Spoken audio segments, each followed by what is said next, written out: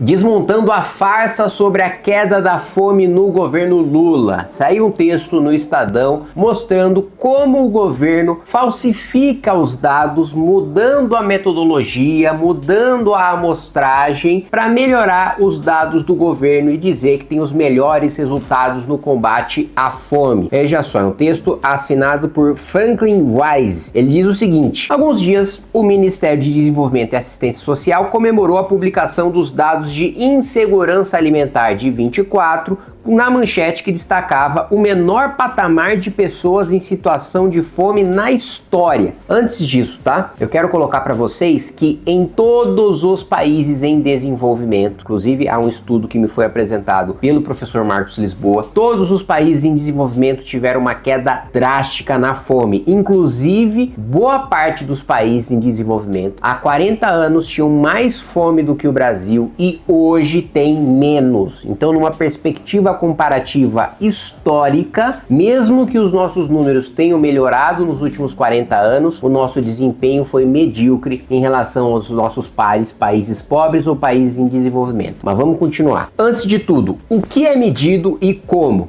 O questionário Escala Brasileira de Medida Domiciliar de Insegurança Alimentar é um instrumento que mede experiências subjetivas de fome percebida via um conjunto de 14 perguntas padronizadas sobre acesso a alimentos. Então, fazem 14 perguntas para saber a percepção daquela pessoa sobre a sua alimentação, a alimentação da sua família. Esse questionário foi aplicado pela primeira vez pelo IBGE na PNAD anual em 2004 e repetido em 2009 e 2013.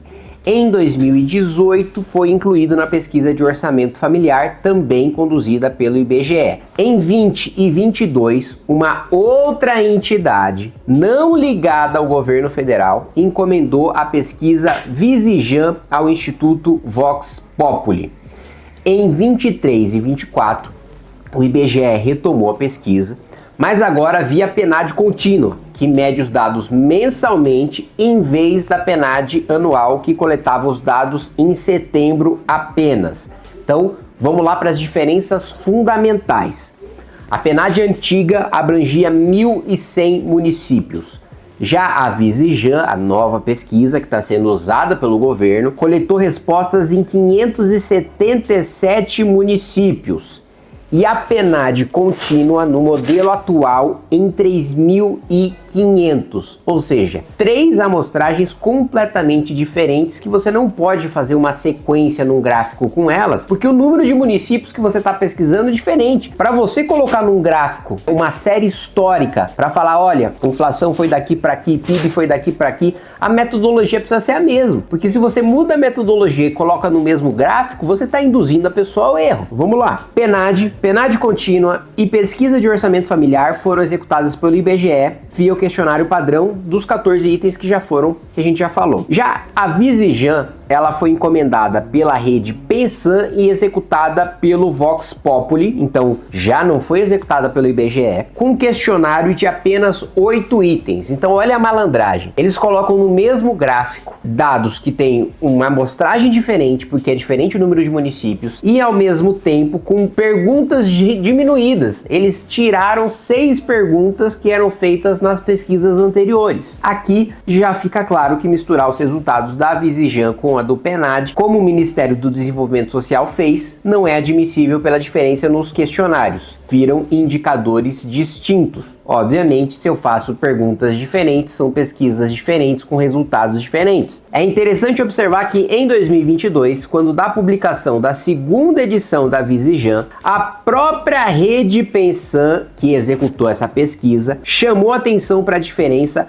ao incluir no gráfico a observação, aspas, dados reanalisados para a escala de 8 itens, o que mudou os resultados do IBGE. Mais além, na distribuição amostral, nas notas metodológicas, a Visijan, a nova pesquisa, diz que apontou comparabilidade com a distribuição amostral da PNAD de 2015, tomada como referência com semelhanças nas distribuições por sexo e idade entre os inquéritos. Perceber uma importante omissão? Não considerou escolaridade, mas ela consta nos dados. Em vez do aumento da participação de entrevistados com ensino superior, o que seria esperado pelo intervalo de 7 anos entre a PNAD de 15 e a Visigem 22, ela apontou significativa redução. Então vamos lá. A pesquisa de 22 pegou dados de 2015 para fazer a sua amostragem. A população, o perfil da população, as classes sociais, a escolaridade mudou de 15 para 22, mas em 22 você fez uma pesquisa como se o país estivesse exatamente da mesma maneira como em 2015, ignorando completamente o dado seguinte: em vez de você aumentar a proporção de pessoas com ensino superior que você entrevista, por quê? Porque mais pessoas obtiveram diploma de 15 para 22, eles diminuíram a amostra, partiu de 18 para 12%.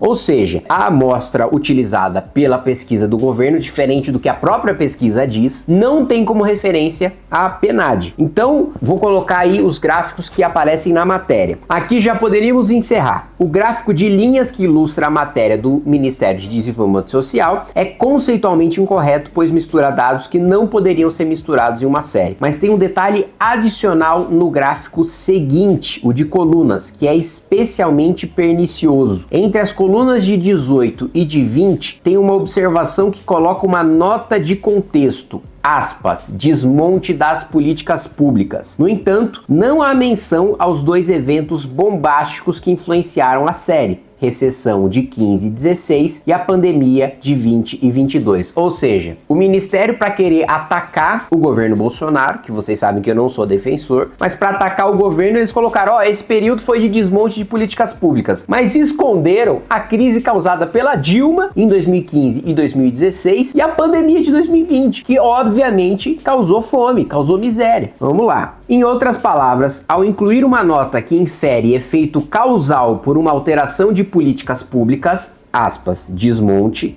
e omitir dois fenômenos objetivos, o gráfico distorce a compreensão, que pode muito bem ser classificado como desinformação por parte do Ministério do Desenvolvimento Social. Alô, Jorge Messias, advogado-geral da União, não é você que criou o núcleo contra a desinformação, que é utilizado para perseguir quem critica o governo? Usa contra o próprio governo agora, fake news sendo divulgada abertamente pelo Ministério do Desenvolvimento Social. Percebam que no gráfico de linhas, o último ponto de insegurança alimentar moderada, 4,5%, está acima dos 5,3% do ano anterior, ou seja, eles colocaram uma linha mais longa para 4,5 do que para 5,3. É a escola Maduro de gráfico, né? Eu lembro, na eleição, acho que era tipo assim, Maduro 50 ponto alguma coisa dos votos. Aí um negócio enorme. Aí acho que era Capriles, só tem a base, como se não tivesse voto nenhum, né? É a escola Venezuela de se fazer gráfico, né? Então, meus amigos, fica desmontada a mentira, a narrativa do governo de que teve um grande avanço no combate à fome no governo de Lula 3. Como essa aqui é uma análise criteriosa, profunda, com dados técnicos, chata, que a maior parte das pessoas não está disposta a fazer, nós temos o dever de divulgar, nós temos o dever de dar publicidade. Eu quero parabenizar aí o Franklin Weiss, que fez essa análise, teve o cuidado de fazer o escrutínio da informação falsa que estava sendo divulgado pelo governo, e vou pedir para você espalhar esse trabalho compartilhando esse vídeo.